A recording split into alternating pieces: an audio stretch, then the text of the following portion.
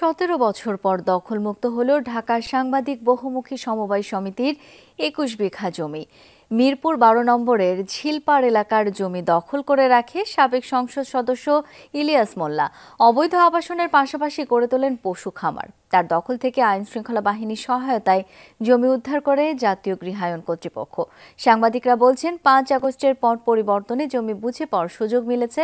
তবে ভুক্তভোগীরা বলছেন উচ্ছেদের নোটিশ আগে না দেয়ায় ক্ষতির মুখে পড়েছেন তারা।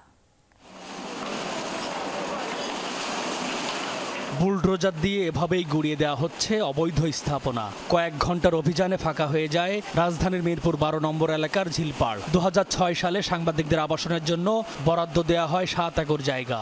দীর্ঘদিন দখলে রেখেছিলেন স্থানীয় সাবেক এমপি ইলিয়াস মোল্লা। গড়ে তোলেন অবৈধ স্থাপনা ও গরুর খামার। সেই অবৈধ দখল উচ্ছেদে জাতীয় গৃহায়ন কর্তৃপক্ষের এই যৌথ অভিযান। সাংবাদিকরা বলছেন 1.5 যুগ আগে রাতের আধারে তাদের জায়গা দখল করে নেয় ইলিয়াস মোল্লা। গরুর খামার আর বস্তি বসিয়ে কোটি কোটি টাকা হাতিয়ে নেন তিনি। 5 আগস্টে রাজনৈতিক পট পরিবর্তনে পালিয়ে যায় দখলদাররা। জমি দখলমুক্ত করে দেওয়ায় সরকারকে ধন্যবাদ দেন সাংবাদিকরা। গত 5 তারিখে জানুয়ারি 5 তারিখে উচ্ছেদ করার কথা মাইকিং করে দিচ্ছে, তারা বলে দিচ্ছে। তারপরেও এরা যায় না। এদেরকে বলা হয়েছে আপনি চলে যান। তারপর 60% লোক চলে গেছে মালপত্র নিয়ে। কিছু লোক আছে 25-30% লোক আজকে হয়তো তারা চলে যাচ্ছে। এটা আমাদের যে আগস্ট বিপ্লব, সেই বিপ্লবের একটা সুফল। যদি এই রাজনৈতিক পরিবর্তন না হতো তাহলে আজকে আমরা যে সুফল ভোগ করছি এই সুফলের আমরা মুখ দেখতাম না। এখানে প্রভাবশালী লোক ইলিয়াস মোল্লা আমাদের জমি অবৈধভাবে দখল করে রেখেছিল। জাতীয় গৃহায়ন কর্তৃপক্ষ বলছেন অবৈধ দখলদারদের কোনো ছাড় দেওয়া হবে না। যত প্রভাবশালী হোক সরকারি জমি দখলকারীদের বিরুদ্ধে কঠোর ব্যবস্থা নেওয়া হবে। এটা অনেক আগেই ঢাকা সাংবাদিক সমিতিকে এটা বরাদ্দ দেওয়া হয়েছিল। তো এটা